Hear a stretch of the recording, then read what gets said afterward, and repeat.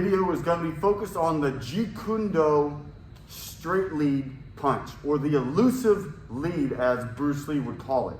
Okay, the first thing we need to cover is the different angles that the straight lead can be thrown at. I have other videos that are covering, I have 2 separate videos on my YouTube channel talking about the straight lead. So I'm not going to get into all the biomechanics and everything. I'm going to assume that you have a good understanding of the straight lead. At the end of the day, the straight lead is just like your left jab in Western boxing. Okay, except you're southpaw, because if you're a right-handed individual, if you're training Jeet Kune, your primary fighting stance is going to be strong side forward. Okay, so since I'm right-handed, I'm going to have my right hand and leg in the front. Okay, because Bruce Lee said 90 or 80 to 90% of your striking is done with the lead arm and foot. Okay, but he also says that you need to really train your rear hand attacks, because that's the heavy artillery. That's what's backing up all these lead hand shots. Because the lead hand, even though it could be fast and it's your strong arm, is not good. The straight lead is not going to have as much power as that cross from the rear hand. Or that lead hook kick is not going to have the power of that rear hook kick. Okay? It's just physics, how you can torque your whole body into it. Okay? So, just so real quick, the 4 different angles or ways you throw the straight lead, all right? Remember, there's 3 different stances. You got more of a high hand stance. I call it the snake charmer, okay? Or you got that gun sight, where I got the guard in hand here, elbows are in, guarding the center line, and it's gonna fire from that center line. Or you got the dragon's tail, or I call it the gunslinger, when your hand's down here and you're on the balls of the feet, keeping that chin and that rear guarding hand up. And then you can fire that straight lead from wherever your hand's at. Maybe my hand's here, fire the straight lead. Maybe it's here, fire the straight lead, okay? Each stance has a different purpose when you're sparring, okay? And that's gonna go into later when I do a video on the 5 ways of attack by drawing. You know, where I lead my hand, okay, I can actually draw a response out of my opponent to counter attack or stop hit him or intercept him, okay? But the main tool in Jeet Kune, or the backbone of Jeet Kune, is that straight lead punch. It's like Western fencing without the sword, okay? I'm here. So remember, I got the rear of the foot. I'm on the ball, the rear foot. Here, light and loose. Here, so the first one was, just for the sake of the video, we're just going to fire everything from the gun sight stance, okay? All right, so when I'm here, the first one is I'm just going to go straight in, okay? Remember, the hand leaves before the foot.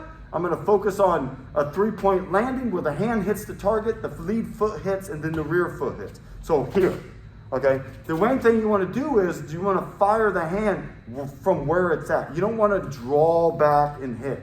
You don't want to draw back. Can you do that? Absolutely. All right, there's times that you can draw back to hit to get more power on it. But for the most part, when you're attacking or leading, you want to be able to be non-telegraphic, straight into the target with no preliminary motion. Okay, so the first one's just straight in. Okay, and the hand comes right back to where it was. Right in. Okay, starts from the center line, goes out from the path of your nose, hits the target, I pop the hip, I get the hip popped into the straight lead, and then bring it back. That's the first variation, okay? The second variation is what we call slant right. I'm gonna slant to the right-hand side. So it's gonna be here, and I'm gonna slant and turn my body. Remember, the guarding hand is up. Turn my body into that straight lead, and then back to my fighting stance, okay? You can do it stationary, or you can take a diagonal step out and cut that angle. You see how the guarding hand is up, and you're going to see why this is important here in a few moments. Okay, so the first one is just straight in. The second one is a slant right. Getting the head, remember that chin comes up, protects my head. I'm here, head off line. I'm getting my head off line. And then the third one is a slant left. So I'm going to go this way like I'm doing a slip. This hand comes up, and I'm going to hit with that straight lead, okay? Here, I can take a step in as I do it. I can take a step out with my rear foot as I do it, whichever feels comfortable. For the most part, I'm usually only stepping with my lead foot. Okay, so, and then the fourth one is going to be, you're going to do a drop shift. Remember the drop shift down here, guarding hand goes up, and I'm going to fire the straight lead to the body. As you can see, it almost looks like it's a horizontal fist, but it's at a 45 because if I stand up, it's a vertical fist. I'm hitting with those last 3 knuckles.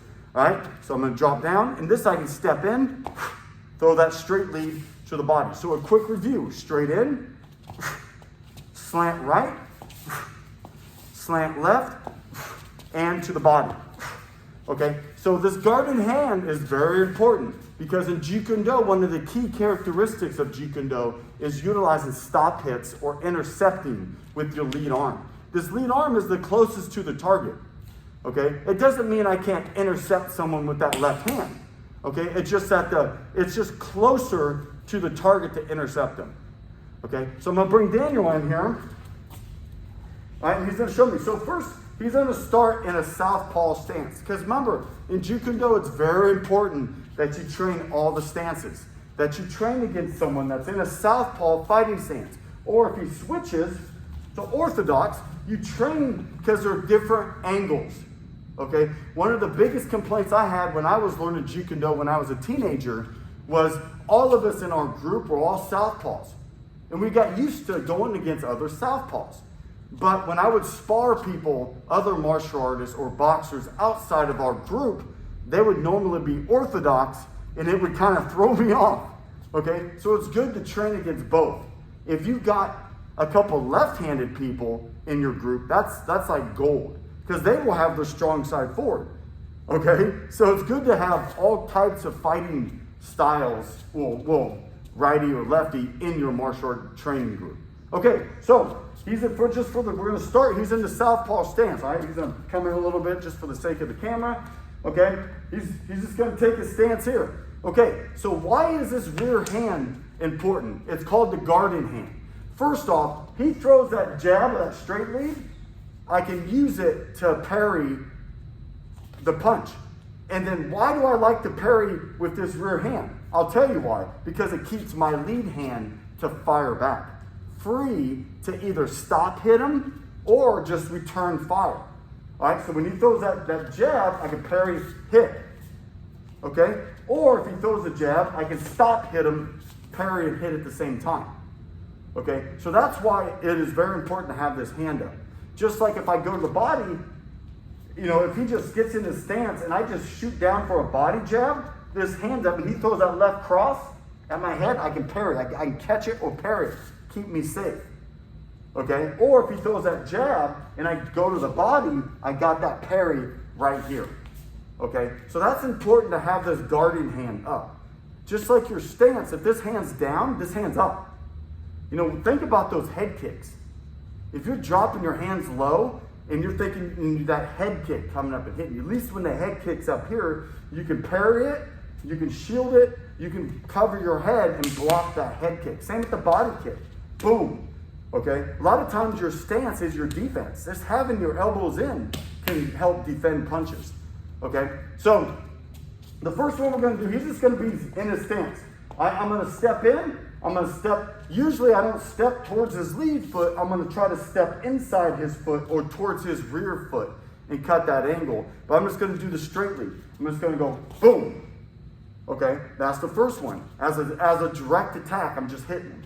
Boom. Okay? Or I can use that slant right, and then cut that inside angle here. Or I can do the slanting left and then eventually do the body. So those are the different angles of the straight lead, the elusive lead. Okay? Defensively, I kind of showed that a little bit. He throws that jab, I can parry and hit at the same time. Okay? Or he throws that jab, I can slip and then hit with the straight lead. Okay? He throws the jab, I can slip, get the hand up, hit that straight lead to the body. Okay? Those are the different angles that you can do. Okay? Now, if he switches stances and goes orthodox, all right, here's where it can get a little tricky. He goes to, remember that slant right on the outside? He goes to hit me with a jab. Poof! I move out and use the slant right. I ride his arm and I can hit him with that slanting right straight lead off over his jab. Or if he throws the jab here, I can boom, hit me inside to stop it. One of my favorites is this one. He throws that cross or that straight right at me. Boom! I can intercept him, stop, hit him with this one. Okay, so that guarding hand is very important. What if he throws like a right hook at my head? Boom! I can parry it and hit. If he throws a left hook at my head, boom! I can do that slant left and hit. Okay, so not only is the straight lead an offensive weapon, it is a defensive counter-punching or intercepting weapon. Okay, so that elusive hand, not elusive hand, that rear guarding hand is very important. What if he threw a body cross at my body? Boom! So I can do a downward parry and hit. What if he throws a body jab? Boom! But the most important, remember, the parry is secondary. The most important part is he throws a body jab, I'm going to hit him. The parry is to stop the collateral damage if he hits me too. Okay, so that is the straight lead, the 4 different angles of the straight lead.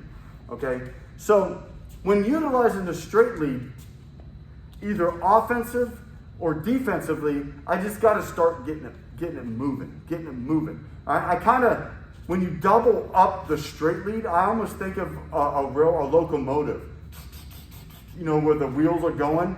So when he's just being defensive here, okay, I can start pumping that straight lead, have my guarding hand ready. I can go high, low. I can go straight in, slant right. I can slant left, drop to the body. Okay, so that's a very elemental lesson of utilizing the straight lead. Okay, like I said, Bruce wrote that the straight lead punch is the backbone of Jeet Kune. Right? He says it's like Western sword fighting or fencing without the sword. So think about that. I use my lunge, like in fencing, like if I'm fencing, I lunge in. The straight lead just here, boom. Okay, I'm just moving in. And the straight lead can be very explosive for long range. See, if I'm out here in the kicking range, I can hit him with the straight lead because I can drive off that and burst, really fly in. So I'm here, poof, I can cover a lot of ground with the straight lead. So that's it for this video. Some practical uses of the 4 angles of the Jeet Kune straight lead. Have a good day.